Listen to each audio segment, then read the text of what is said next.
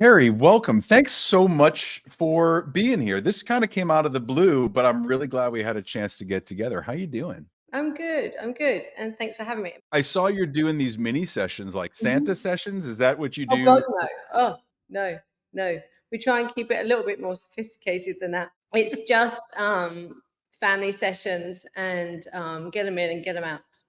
I kind of work in the affluent market, but I try and create these little bite-sized opportunities for people to come in. And it's kind of funny for me being British because it's not something we really do. And and I've been here for 8 years, but it's gone by in a flash. But so yeah, it's interesting. And I did do it a little bit in the UK, and I did far more families back then. I did everything. But yeah, I'm just buying into it. Hey, look, this injection of money is not bad in October, November. So, and I intend to take all of December off. I'm always the type that will say, you know what, I'm going to take these weeks off, and I never stick to it. I just work, work, work, work, work. And it's Yeah. it's a known problem with me, but I'm Mm. envious of anyone that could say, I'm going to take December off. I'm like, I wish I could take a month off. I think we're just those kind of people, and I've heard you talk in a few interviews and a few people, and I think we suddenly have a panic attack when we're not out there being seen, heard, and whatever. I mean, when I say take time off, this is when I'll do marketing and plan my Yeah. life for the next 10 years and do all this stuff. I can actually put down the camera and not pick it up for 2 months and not miss it. So it's fine. I kind of look at it the same way. Haven't had a ton of bookings this month, so I've really just been working on all that background stuff, right? Mhm. Setting up content, working on workflows, changing website stuff, right? There's always something to do. But let's take a real quick step back.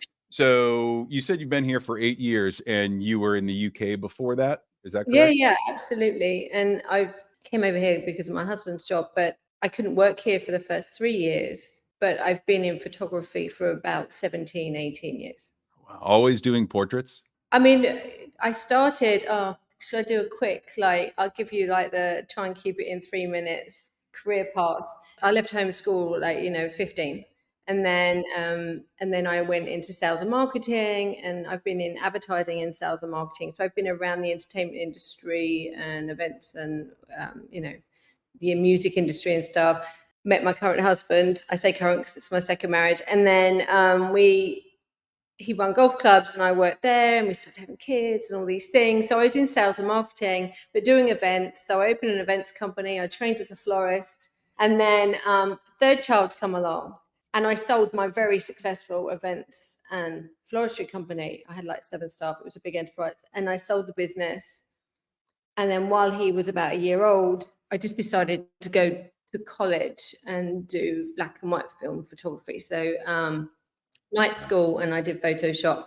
So I started off in photography when he was like 2 years old, doing schools and kids and school photography, which was massive turnover of money, but a huge amount of work. And I wanted to do it better than everyone else did it. So I wasn't so formulaic about it. And there was a lot of manual work involved.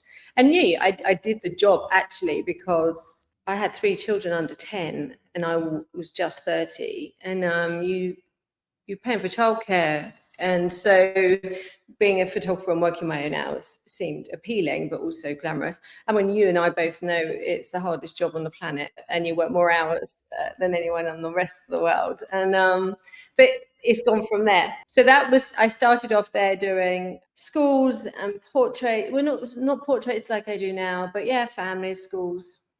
If it moved and you needed a picture of it, I took it. So if photography wasn't the thing, coming out of sales and marketing, coming out of events and florals and all of that, if you never went back to school for black and white film and Photoshop, where do you think you would have landed? It's really interesting because my career was born, not this one, but all of them. My career was born out of necessity. So Mm, when I left home at 15. mm. And so I had to go to work. And, I was an academic. I did very well at school. But unfortunately, if you're alone, then you're not going on to further your education. So no one's paying for that but me. But I had to pay the rent too. So I just got into sales and, I was good at it. And I never loved it, and I never sold either. I just turned up, said, "This is what I've got. Do you want it?" And and I was quite successful. But I did love imagery, and I loved marketing. If I'd had the opportunity to pursue my academic, my education, etc., I wanted to be a journalist. I wanted to write, and I wanted to tell people's stories. And actually, photography has given me that. And I don't mean the commercial work that I do. I mean all the projects and the places I found myself off and working in. It's been really good for me. So projects have helped me. A little bit of me has found that. I just need to pick up the pen a bit more than I take pictures, which the balance is a little bit off right now. Have you been writing much lately at all? I've had fits and starts. So I think you saw my self-portrait project. Did we know each other then? Yeah. So that was that, and that came about from still not being able to work here. And now I'm a green card. They're not going to kick me out so easy. And I'd never done anything like that before, and actually did amazing things for me here. And I used to write the words before I took the picture.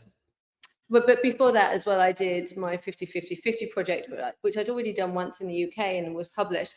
Everyone was doing these 365 projects, and everyone was so cool, and everyone was becoming a photographer and doing their everyday projects. And I'm like, shit, 365, that's far too much work. I've got all these kids. And so I bought a beautiful, and I still have it, and I'll never get rid of it, a 50mm 1.2 lens.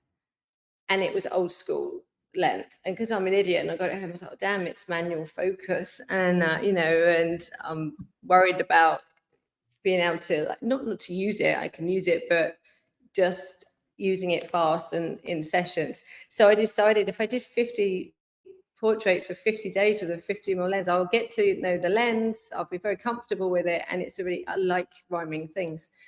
The project was great for me. And actually the photography magazine Europe published it, which was funny. I don't know where that came. I just sent off a press release. See, I'm good at that stuff. And they published it, housewife with a camera, and which was very demeaning actually, because I was always more than that. Because I went to college, I studied, I'm a professional, I train constantly. But anyway, I won't hold it against them. But they published it. So I did it when I first came here. The difference from the first time to the second time, although I literally looked for a stranger every day, I never lined up these portraits. Coming here with a British accent and walking out into the American market, nobody said no. The conversations, and this is, I think, where my superpower is. I'm very in tune with people's emotions. So I would literally be standing in the street, I'd see a person and they looked desperate, and I knew they had to be the person I had to speak to. It was like somebody was telling me, and I won't bore you with all the long stories of how I got some of these people, but literally I found myself driving somewhere I'd never been, and my subject was right there that day. And I had a little kit with the camera in and a release and all that stuff. And, so they could sign it. And I recorded everything on my phone, and I have all of the recordings on my phone. And they are very precious because we've lost some of the people that were in it. But I would turn up to someone and say, look, I'm doing this project. It's 7 questions. Everyone has the same questions. I'd love to sit and talk to you. And I try to be diverse and whatever. And there's some days, it might be a pretty young girl or something, and if a pretty young girl has a good story, she's been through a hard time. Do you know what I mean? That gave me, I fell in love with the project. I made it hard for myself in the fact that every day I took the picture for 50 consecutive days, regardless of what I was doing. I wrote, a forward and a conclusion, and probably not the right words. And then this is where I'm crazy. I wasn't that technical. So I literally verbatim typed the whole interview. So I listened to it and I would type the whole thing, not knowing that I could cut and paste and whatever. Anyway, I would be getting phone calls at 2 a.m. going, when's the next one coming out? I'm waiting for it. If that didn't take up so much of my time and I got paid a check for it, I would do that every day. And it was, and actually, I can I just say, I did this before Humans of New York was a thing. The very first one, I think it was 2017. I did the first one. It was just so powerful, and people love to see it, and people love to read it. I don't know. Maybe now it's not so popular because the world has a phone and the world's recording everyone, and everyone's watching video. But at the time, and back in 2018 was a portrait project, and 2016 I did the 50-50-50. That Humans of New York really did get a lot of attention, and I think it changed a lot of things in the way that people look at photography, like especially looking at street photography and journalism or photojournalism or documentary work, whatever you want to call it. That it brought people closer to folks that they don't know. We're so stuck on seeing the same celebrities and the same, talking heads in the news cycle and all of that. To see real people in real locations in a different way has always been super effective. And I notice in your work too that a lot of the documentary photojournalism sneaks in, right? You're great with candids, but you've also got this connection almost, and I don't like to use the word voyeur, but it's voyeuristic insofar as the viewer is outside watching this incredibly emotional moment. You're doing it in a way that has taste and class. And do you feel like you intrinsically shoot in that kind of documentary style? Is it any easier or harder than doing studio work? Your studio work beautiful. I shoot in the studio a lot, and then I rent spaces and I shoot. A lot of my portraits you'll see are of actors and people, talent. And one of my favorite things, along with women, if I do not have an emotional connection with the subject in front of me, if I don't feel something, and I often get an emotional reaction, sometimes it can just be like a breath taken away kind of thing.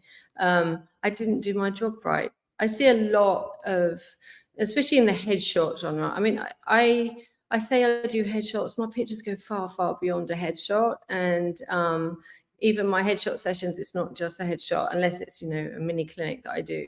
The actors I photograph always say to me, "Oh my God, we need to go and have a Carey moment," because I pull so much out of them and I really work them.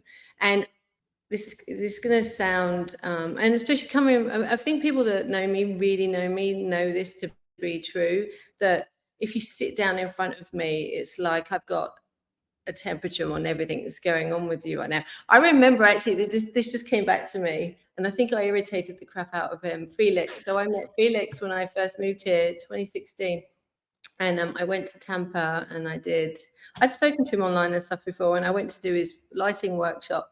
And I watched him working. And when I go to workshops, I'm very much at the back of the room, just watching and learning. I don't want to take photographs that other people are taking because I'm a bit. Yeah, as am I. I'm the same way. Yeah. Yeah. And I'm never going to show those pictures or use them or whatever. And we got to know each other over 3 days. So I did get shooting, but it was different energy. And so he was there working and everyone's around him.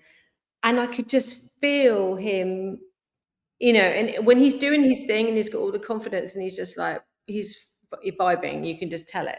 And then when he has to be connecting with people around him while he's trying to connect, I could tell he was getting overwhelmed. And I just kind of went, should we all just step back a minute and and he wasn't giving any sign to anyone else that this was a thing. And I could feel it. And he looked at me and he went, how'd you do that? And how do you read people like that all the time? And I just do. And it's funny, I know when people are affronted when they walk in front of me or they're abrasive. And I know most of us have got an intuition, but I can literally say to someone, what happened this week and where I can tell. And I know who, when I'm taking their picture, I know who they want to be. And I'll ask them if they want to be that person or is it expected of them? Who do they need to portray? And I try and tap into all of those things. I think for people that aren't photographers of people, they're like, yeah, right. You're just making these sounds. But honestly not. I think I started in photography, yes, because I liked pretty pictures, but more so because I wanted to be seen. The only person that's ever really photographed me and seen me is me. And how I want to be seen has evolved. But I think that, so yeah, I try, every person in front of me has a different energy and I try and capture that whilst understanding lights and those things. And I got that the handful of times that we've been in the same place and have had a chance to talk. I've always gotten that connection that it's, I don't have to sit and make small talk with you. We don't have to talk about the weather or what we had for lunch. Like it's immediately like we've already talked for 4 or 5 hours and now we're getting to the good stuff. But that happens immediately. And there's very few people that I can do that with because I generally don't trust anyone with anything. So Mm. being able to open up as introverted as I am, believe it or not, being able to open up or at least feel that instant comfort, it's a an absolute vibe that you have when you're talking to someone. So I can only imagine what it's like as one of your clients where you've, been working with them and really getting to know them, how connected that must be in your studio. And I had a very similar experience when I first started portraits. I don't think I really understood how connected you need to be to have that emotion come across. When you're doing documentary work or photojournalism, the emotion's already there. You just happen to be capturing that moment. It really comes down to what's your timing and composition Mhm. look like. For studio stuff, you can miss that emotion in a split second if you're not really in tune to the person in front of you. I think when I first started shooting portraits, I didn't realize how important that was. I just wanted the pretty picture so that I could impress other photographers and people would say I was good and pat me on the back and, everybody would be proud, right? Mm. The second that I released myself of all of that and really just started to focus on the person in front of me, everything took off from that point. My network got better, my connections got better, my sales went up, the emotional draw for my portraits got better, everything improved by me generally shutting up and listening. And two, giving a shit about the person in front of me, not Mm. looking at them like a checkbook, but looking at them as a human that is just as scared and nervous and contemplative and unaware of what's about to happen.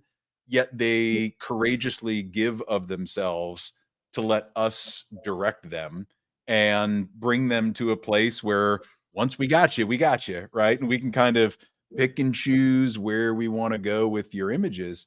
And I think it's something that really can only come either through years and years and years of experience, or you either got it or you don't.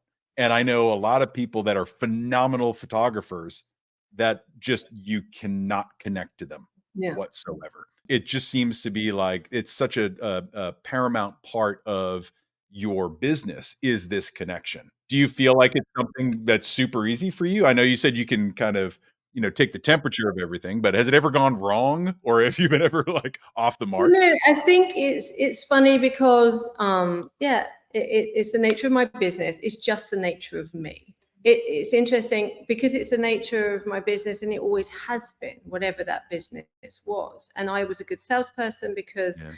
I understood the person in front of me. I mirror people. I mean, this is a trauma response, right? I'm old enough to Mhm. know that now, right? So I know that I'm just reading the room and I know how I need to be in order to make whoever's in the room feel happier, more comfortable, and all those things. And it is relatively easy. It's funny, I see people's work and they share their work now. And somebody was horrified when I said I don't really enter my work into competitions. I've won things, and I didn't even enter. It was just like, when people have seen my body of Sure, work.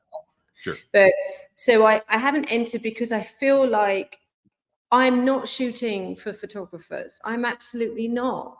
And so if I enter something, I really have to go and create that thing to enter it because I'm not shooting for photographers because I really am shooting for that person. So I'm not ticking the boxes that are required for me to win awards in photography. And I was kind of like disgruntled, but there wasn't a genre that I fitted into, so I could wear all those badges.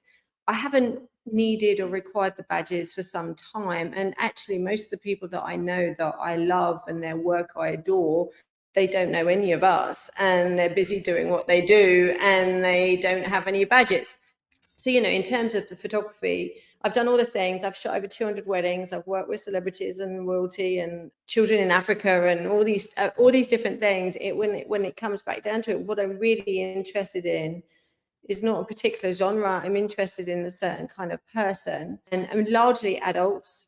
Like I said, children are only really interesting to me when they've got more of a story. Maybe one-on-one, it'd be fine, but toddlers and babies and all that stuff together, I'm really not interested.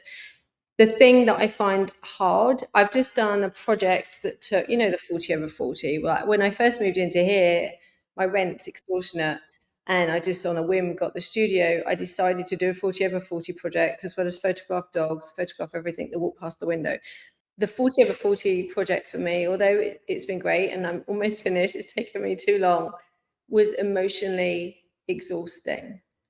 I gave so much of myself. When I have someone in front of me that's feeling bad or exhausted or low or dry, it literally, I become that emotion. Although I can tap into it when they leave me, I'm left feeling, it comes home with me. So that's the only difficult thing. And you said about documentary photography, you go out and you watch and you see and you capture that moment. I've taken myself off to, like, places where tragedy has happened, or I've gone to a hurricane site, or to go document and tell the stories. And I know that you've done the same thing. I actually don't agree necessarily that you're just watching and shooting. I'm very much in it and involved and amongst the people and feeling their things and getting involved. And it's not just taking pictures. And I think that in terms of portrait photography, and there's not a problem with me connecting with people. Actually, I had a bit of an epiphany today. I went to an event without my camera. I'm trying to network a bit more locally with society. And, a lot of people know who I am because I have a big group here on Facebook. I went along, I didn't have my camera. And the past couple of years, I've had a bit of trauma in my life, and it's got really difficult. And as extroverted as I seem, that's become hard for me. And I went to this event. I got in the car and I called a friend that I want on my podcast next week. And I said, you know what? I realized without my camera, I'm terrified. And I realized that having my camera on me and having it all against my body gives me confidence. I'm easily identified. This is who I am. This is what I do. That's how you know me. I don't have to show up.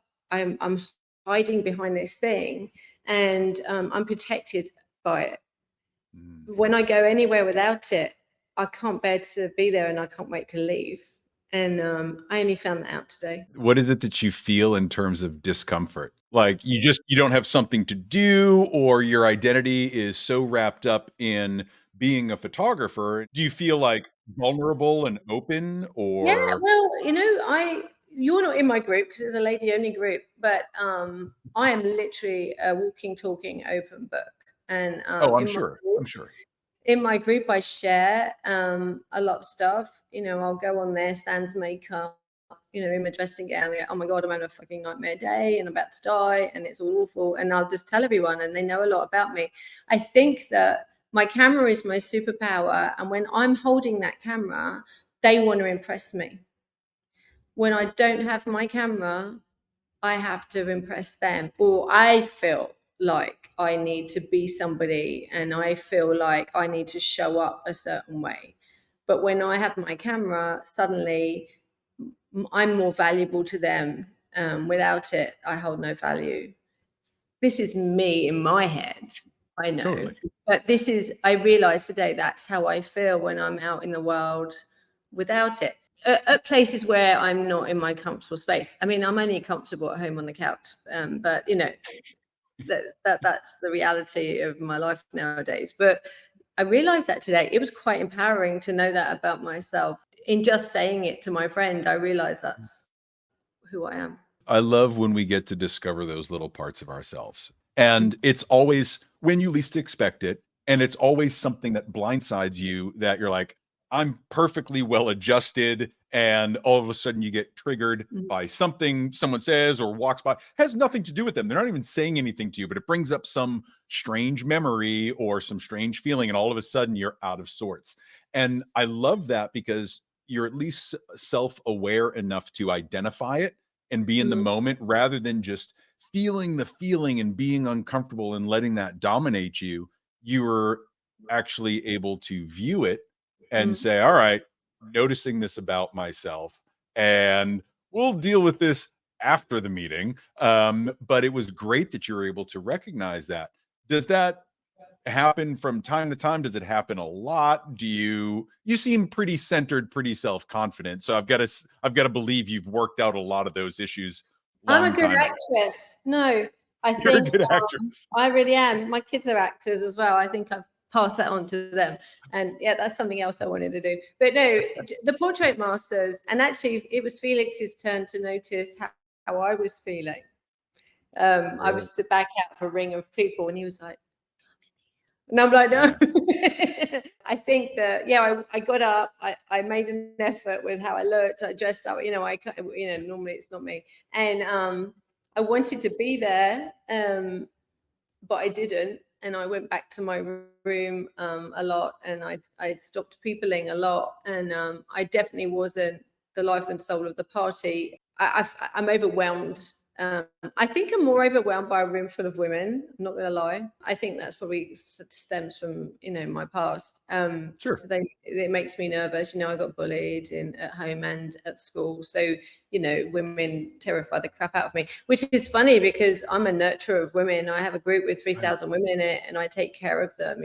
I'm like the local Agni aunt, and I don't say that with humor. I mean, it didn't intend to be that. It just turned into that. But I can stand tall. You won't bloody believe it. I'll walk into the room of 500 people, and I'll stand up on the stage and I'll speak, and I'll blow it away. But inside, I'm like, oh my God. I think if you're not feeling like that, then something's off. There isn't a gig that I go to, whether it's speaking or podcasting or even any photo shoot. If I don't have the butterflies, I know I'm way too comfortable. And, I don't want to trust that at all. Like, oh yeah, everything's going to go swimmingly because that rug gets pulled right out from under you the Well, you least have to put expected yourself moment. out there. You have to. I realize Right. I need to go out. I need to be present. I need to be seen. I want to. I want to grow my business. I'm not quite sure what direction. So, if you're hiding away, people forget who you are. But I do get to show up online, and so I get to share what I do Mm. in video clips constantly, and that's been a really good way for me to grow the business and for people to see the process. Yeah, I'm totally jealous of the TikToks that you put out because I watch them and they're always so well to put together. And like, again, probably from your sales and marketing background, you just intrinsically get it. It's so well branded. It's so, when I look at you, I think class, put together, well dressed, right? I don't know what it's like behind the scenes, but just the entire It's image that spotless. you put, yeah, it's spotless, right? Of course. But everything that I see you put forward is always so well crafted and so well done. I can imagine that it's doing great things for you. Whenever I'm scrolling on TikTok and I'm looking for, some dog talking back to its master, I pop across your feed and I see it and I'm like, oh, there she goes again with just like another perfect video for her business. So it's awesome to watch you from the outside because it's so consistent and you get such a great feel for what it is you're doing behind the scenes. A lot of photographers can't get that across without seeming campy, and Mhm. there's nothing but authenticity that I see in some of those videos. And So that's you're it. crushing it.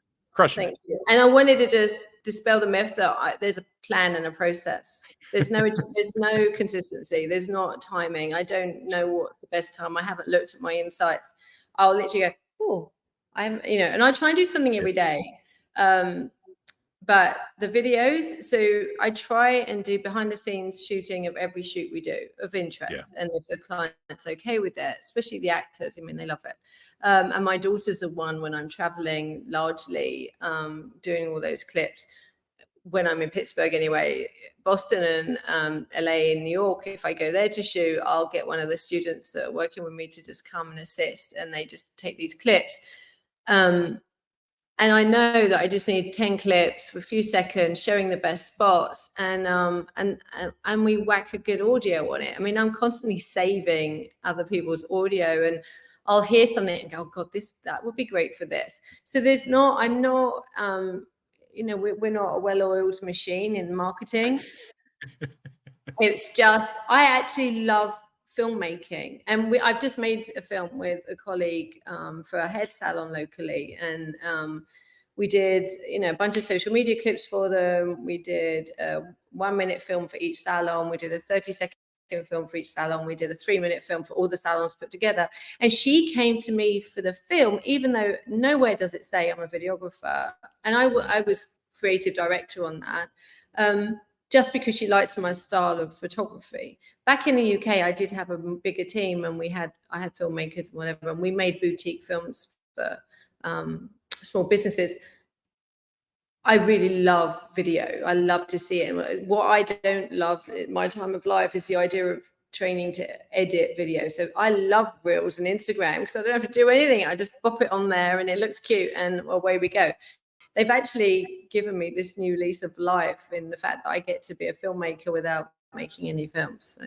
And this is something that, as someone that teaches video for photographers, I look at it and I say, all right, well, I'm going on 10 to 15 years of video experience and really getting heavy into production, and being able to teach photographers, especially that already kind of know their camera, how to incorporate video into their work that they can then take to their clients, right? If you have salons or small businesses, right? How you can use the equipment that you have and create videos out of it. Real basic editing, storyboarding, audio, like all of those pieces I really focus on because it's more about the story than anything.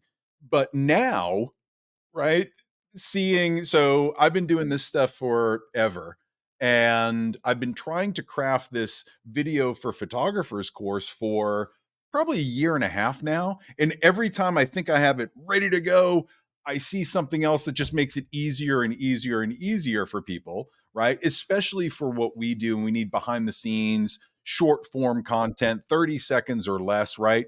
It's find a template, throw some video in, and all the editing is done for you, right? And I love the fact that it takes basically zero effort to produce really high quality stuff. Mhm. There is something to be said, though, by like having that approach, which you're very in control of, and then also understanding that good video production is a separate thing altogether. It's not just Absolutely. throwing it Yeah. together on your phone, right? And I Mhm. think that's where people get a little bit confused. It's super easy on my phone. What's it like if I do it with my camera? And it's a totally different workflow. Yeah. I love hearing where people draw their inspiration from. So as you're making these videos, as you're shooting, are you seeing anything that you get inspired by trend wise? Are you trying to even keep current with that? Or do you just get inspired by life in New York and your children and the people in front of your lens? Where do you draw that inspiration from to create some of this content? I'm very emotionally led, clearly. Yeah, I'm definitely not buying into any trends. I'm too old for all that. But I think that understanding how people feel, most of the time, if I wake up feeling a certain way, my message is going to be reflective of how I'm Mm, feeling that day. So if I'm like, fuck you, I'm amazing, I'm like, my right. video is going to be that kind of energy. And I'm going to look for the video clip that I have that's got that energy. If I'm feeling tired and vulnerable, and yeah, my video is going to have that feeling. Sometimes I'll just have a pretty face, and I'll make that film and I'll put that out. But often I think it is really, and that's it. I actually beat to my own drum. When I try to conform to what's expected of me, I feel that I fall short Yeah. and I get Really? disappointed in myself. And if I try and live up to other people's expectations, it leaves me cold. I feel like it's not very fulfilling for me. I had the same conversation with Johnny last week, and with most photographers that I talk to, you have this conversation about trying to be the photographer that other photographers want to be, right? Or at least known by them. We all carry this thing as artists where we want to be recognized, and affirmation feels good, especially from our peers. But then you look at the greats, right? And they were just kind of off, whether it's writing, photography, sculpture, music, whatever it is. They're just kind of off doing their thing. Those are the folks that typically create a body of work that we just never forget. So Yeah. being off on your own isn't a bad thing at all. And same kind of thing here. I'm in the mountains of Maine somewhere, and like there's no one close to me. So Yeah. I'm forced to do my own thing. Yeah. When you get into that low spot, though, where you're starting to feel a little bit bad about yourself, maybe disconnected, how do you get out of that? Where do you go? What do you do? Is it just put the camera down, get a cup of tea, curl up on the couch? Is it go for a run? Is it produce something, create something? How do you get yourself out of those spots where you're feeling a little bit lower than normal and don't have that big fuck you energy? Yeah, well, it's and that energy's not been very present for me for the past couple of years. I'd grown up around depression, and not me personally, and so I'd seen it. And if I came home from school one day and the curtains were closed, it's not a good feeling in that. And so I lived around that. So I never really got depressed, and I never really got low. I was always, and whether that was high energy and happy or explosive. And I have a real I have a much better, I don't have explosive so much anymore. Like, I've tempered that too, but for my own health and for the health of the people around me. But when I'm feeling really low, I'm visually stimulated. So no, I'm not gonna actually one day or 3 hours locked up on my couch with a blanket, and I'm like, oh, this is boring. But so and I don't want to do that anymore. What tends to happen is I'll have like a 6-week drive of high energy, and then I kind of crash, and I'll have a day of not doing much. Yeah. And I can have a day of just doom scrolling or whatever. But coming here to this studio really picked me up out of a rut, and it was just on a whim, and but no, I can go out and I can take the roof off my car, I can feel the sunset. I live in sunny Florida, I ignore the people that are around here. And just enjoy the sunlight. Actually, Yeah. it'd be really hard for me to leave this climate, because I definitely think I have that sad disorder where when I'm in the grey, it makes me miserable. I absorb podcasts, I listen all day, every day, and I find something will stimulate me. And I'm listening to a lot of your work and the things you've been doing lately, and everyone talking about being more creative. Johnny was saying, and I was saying yes, yes, yes, and oh my god, and yeah, and laughing out loud and whatever, and wondering how much you two have been drinking before the podcast. But I thought to myself, that's the thing that's missing.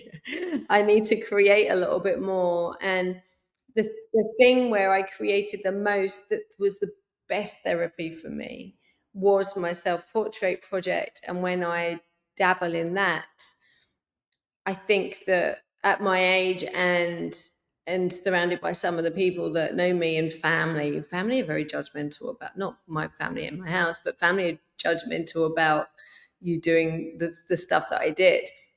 And even people around my husband's work were like, your wife's naked on the internet, did you know? Like that kind of thing. And so and how dare I at my age be naked on the internet? But that stuff, that lifts me up. A day where I get time to just shoot and play, and once I've got over the horror of seeing myself on camera, and then picked one that I can barely live with, then that will fuel those fires. I saw the self-portrait stuff that you did, and it's phenomenal. It is so connected, so directly, it's a great word for it. It felt extraordinarily intimate, right? But connected, and I felt like there was, a conversation that was happening, like, looking at some of these portraits, and you had referenced it early on about how connected you are to your clients, and no one can tell your story but Mhm. you, and that is absolutely what I saw. Now, the interesting part of the self-portrait, work, anytime I've tried to do it, it man, I struggle with self-portraits. I do them, I force myself to do them because it always leads me down cool paths. Yeah. Was there in a way that you started with your self-portraits that was just like, "I'm gonna do this," and then wound up completely in another place? Or did you always look to go with that much more connected, intimate route? The initial idea to do the project was I couldn't work for a year. So, and I did work, but abroad. So I started the self-portrait project and I found myself in India, China, and Africa. So that was interesting. So I still had to do it because I was putting the portraits out once a week. But I almost had monkeys run off of my camera at one self-portrait. I write in my head 24/7. Yeah. And I talk in my head constantly. I'm sure a psychologist will tell you what that is. But so if I have an overriding emotion, that's where the project, the portrait would come from that week. I didn't really have any preconceived feeling. If I was getting towards the end of the week and nothing was manifesting itself, then I might post a pretty picture. And they were the hardest ones I struggle with. There's a picture that everyone goes, "Oh, I really like that picture," that I hate it. And I'm lying in a photography skirt, a yellow skirt or blue top or something on my blue couch. And I'm just, and I'm like, "Oh, I hate that picture so much." And I said in the write-up for that picture, I felt nothing. I had no feeling that week. I was completely numb. There was nothing happening. And so that showed for me in the picture. Every other picture, really, more largely, most of the pictures, I felt something. My husband will tell you when I'm looking all dark and sad, it's because he pissed me off that day. But he's probably right. But most of them were either a strong emotion or a feeling or a message I was trying to convey. Sometimes I was trying to speak to people and they didn't know I was talking to them. I've been judged for it. I've been judged for that project, and I've also been applauded for it. The doing that project brought all the women to my door. They want me to tell their story the way I told mine. Well, I mean, they saw in you, right? That power, that confidence, that ability to control your own life and put yourself out there however you want to be seen. I think, to get back to the original point of Sorry, I creativity. take it away. No, this all ties in. But like we started with, creating for yourself. And I think self-portraits are so much a facet of that. You can go in and you can bring a model in and you can set up a set and the lighting however you want it and shoot, right? Maybe you're shooting for competition, right? Or you're just shooting to create. It's different than going in to just create. You're the only subject. You get to see your own emotions, right? And there's so much that you learn in that when you're not doing your own creative work, when you're not creating for yourself, and sometimes making yourself the subject, you miss all of that. And I think we learn so much about ourselves and our own process and what we're looking for and how we pose and how we shoot and just how we talk to ourselves, how we talk to people, what we see, what triggers us, what doesn't. All of that comes out when you're shooting self portraits. We can all run businesses where we make the money, we produce photographs, everybody's happy, right? But it can often feel dull and flat, which is why I try to go to one or two workshops a year to really just throw myself for a loop and say, all right, I'm going to do things that I've never done, style the way that I've never styled before, or use lights that I've never used before, whatever the case is. But it keeps things fresh. And if you're not creating for that creation's sake, I think you're really doing yourself a disservice. No one ever has to see anything that you produce, but it's getting into the arena, right? It's shooting, it's sculpting, it's writing, it's doing whatever it is that you do for art or business or a hobby or love, whatever it is that you do, you've got to be able to do that on your own for the love of it. I think that I do all of this because I was trying to fill a hole. The project and how it made me feel and how it made other people feel. It was really very honest and very raw, and I felt vulnerable around it. And yes, I wanted to learn how to develop technique. So for people that are listening here that are photographers and they're very, very tuned into their photography and they want to grow their photography and they want to build their business, number one, doing a project like that, and if you share it, will get you out there and it will speak to an audience. They'll recognize you. Two, I tried to integrate techniques into my project that I hadn't done before, like levitating. There's a picture of me levitating over my bed. And then I rented a house for a week up in Savannah or something, because the whole bathroom was baby blue but vintage with a roll top bath and all that stuff. And I wanted a picture with the light rays coming through the window, and so I learned how to do light rays in Photoshop, and just so many things. So yes, it was a teaching thing. It was also therapy. It was also self-discovery. It was like a journal, and I need to do more of that. What do I love about people's responses from it? Not, oh my God, you look so pretty. And please don't stop telling me I look pretty, because I really need that too. But the thing that, and just lately, as I get a bit older and a bit thicker, people say, "Oh, you're so real." You know, the women are like, "Oh, you're so real," and I'm like, "Yeah, what you mean this?" Yeah, no, I know. I let that hang out. But what I want is a narrative. When I start a conversation with an image, it fills me up. When someone says something a little bit more than, "Oh, that looks so cute," or "You look so nice there," and "Wow, you look," I don't want to hear that actually. What I want to hear is, when I looked at that picture, I felt how you felt, or whatever. The one person, I took a picture when I was in Pittsburgh. I was in this old hotel, and not fancy, but it had a fireplace and everything. And it was a proper autumn day in Pittsburgh, which we don't have in Florida. And it was afternoon light. And I just curled up on a chair, and I only took about 50 frames. And as a self-portrait, that's not a lot. Like, you take Not a 900 lot at before you. all. Yeah. So, and I realized I shouldn't shoot that side. I'm better on the other side. But I took this picture, and I'm just curled up, and I posted the picture. I haven't really done anything to it. I don't like editing myself. It makes me hate myself when I do. And one woman, and I've had her in my studio, and I think I sent one of the pictures of her to you. She said, "You project so much in your pictures of you." And that's what I'm doing. I'm projecting. I don't know how to tell you how I feel, so I'm trying to show you. That's what that is for me. So yeah, and I think more and more people have said to me that in my work, that they feel something when they look at these strangers. And I never knew that wasn't a goal. That wasn't what I was trying to achieve. And that's still not, I mean, maybe it is now, or maybe I do it subconsciously. It wasn't like, okay, this is what I need to make happen. It's just happened that way. And I think you have to identify what it is you're trying to achieve in your work, and stop. Please go and learn. Please get technically astute.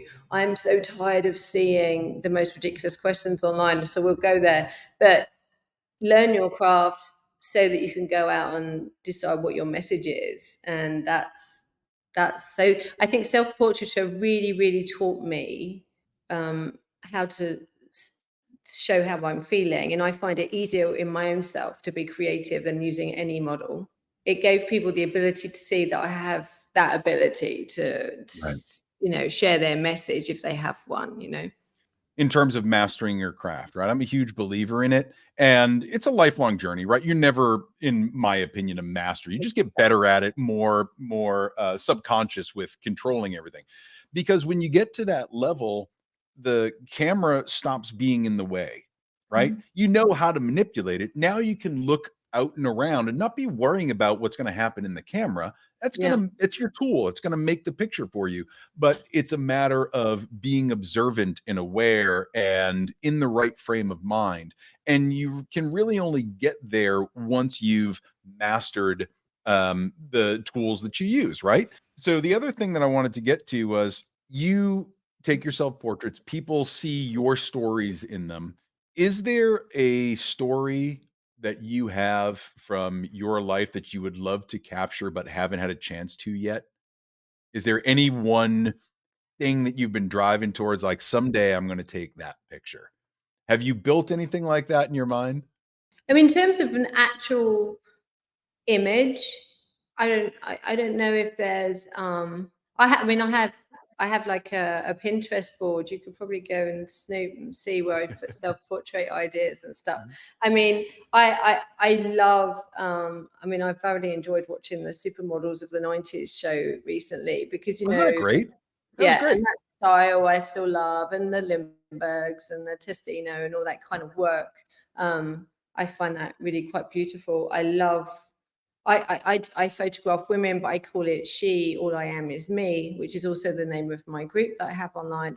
And that I created that like 18 years ago because I think every woman looks different. So I photograph women for women. So I do love beautiful, raw, untouched, or lightly touched pictures of women or men actually now. I think, can I tell you my favorite subject and something I feel I've come into my own with, and that's with actors. Photographing non-binary people has become a sheer joy for me. And I think what I love most about it is they're safe in my hands and they know they are. So the expression that comes out is just stunning, and it's just a I don't know, it fills me up. I just really, really enjoy it. And I feel very maternal towards the subjects. Most of my subjects are in their like early 20s, they're actors and whatever. So I really enjoyed that.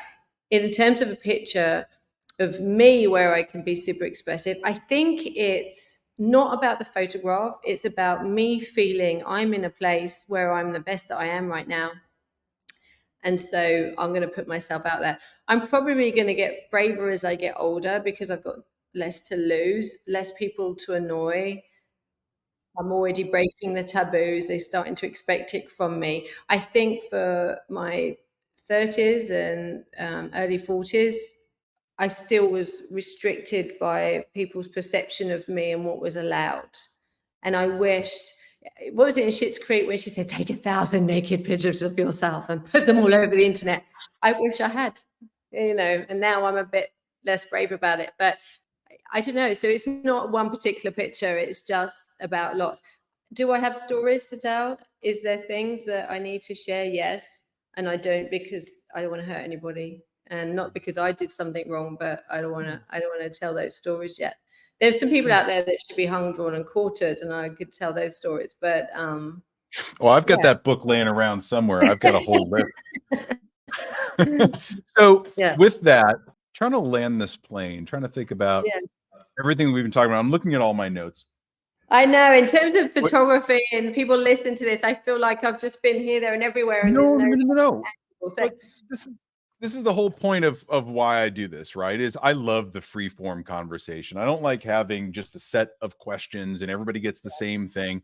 I just feel like I try to come into this with as little preconceived understanding of who it is that I'm talking to outside of the basics, right? So we can start somewhere. But I love this bouncing off the wall and connecting different topics. I think one thing that I heard you say early on, right? You've been kind of out on your own since you were about 15, thereabouts. With this wealth of experience and the woman that I'm seeing in front of me right now, confident, successful, accomplished, has lived in a remarkably full life. What's the one thing that you would tell that 15-year-old that didn't know what was coming next? Is there a piece of advice or something that you could say to her that you wish you had heard at that point? Yeah, I mean, I think that, and this relates to the trauma I've had the past couple of years, that I would have stopped trying to prove myself to everybody. People underestimated me my entire life, and I always enjoyed blowing them out of the water by, taking away their estimations. I wish I'd sat down on the carpet and played with the Lego more, just noticed the little things, appreciated the little things, not been in such a hurry to be successful, because I missed out on lots of things.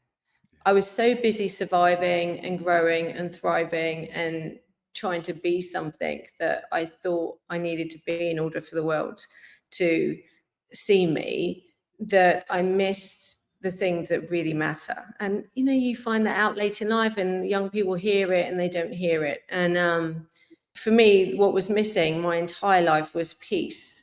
And when I say that, I mean internally peace. And the trauma that I've had the past couple of years has driven out all the ambition I had to be something, and has made me happy with what I have. That doesn't mean to say, I think my daily goals change, and still part of me, a fire burns for the world to know what I do and how I do it. But for the most part, what I want is all my children around the dinner table. I'm an empty nester now too. So what I want is just all of them in the same room again, and to just be a voyeur to that. And yes, I still want to travel the entire world. I still want to take pictures of it all. I still want to write more. I still want to feel fulfilled. But I would have told her to just enjoy all those moments, and you'll be okay. Because at 15 to 27, there was a lot bad shit happened. So I needed, but I was always as strong as an ox anyway. But it was the whole time you're being strong, I think you're not taking care of yourself. So yeah, I think take care of myself. I just would have said, don't worry, it's coming. And I strongly believe wherever you're supposed to be, you'll be.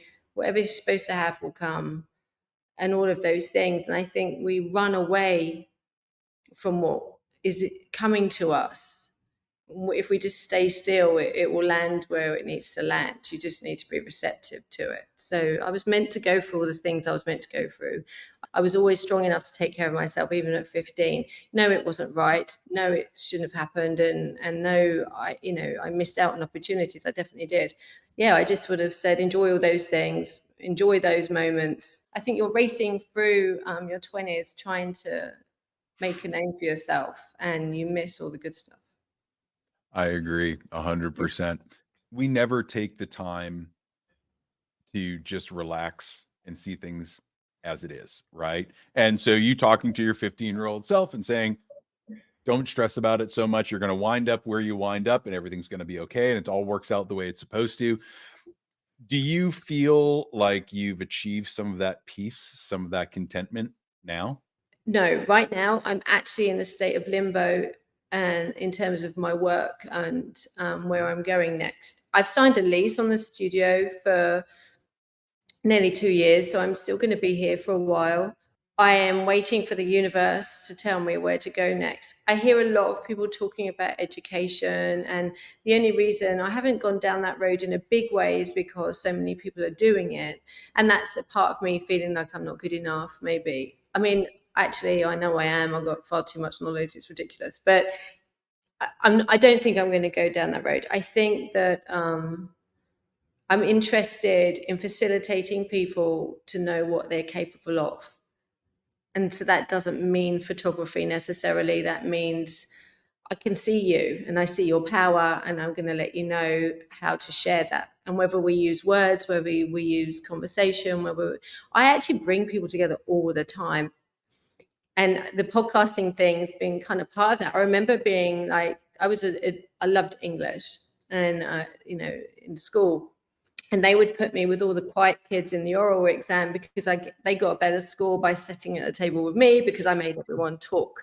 So I asked the deep questions, and I think there's something in there. I'm not sure what it is yet, but I have these meetings. I bring people together. I created this charity, it's called Barefaced Brunch, where people meet monthly and they don't get to dress up and you don't need to look fancy. You show up without showing off. And I suddenly realized we had one yesterday, and I was sat in this coffee shop and I texted my husband. I went, you might need to come down here. I think I might be lonely and nobody's coming. And then he turned up and there's all these people here, and he was like, okay, I'll go then. And he came to rescue me in case I was a sad Billy No Mates. And all these people were here, and I'm sat there and I realized, yes, they came and they're helping me with this charity, but they really just wanted to be around other people where they felt safe and they could talk.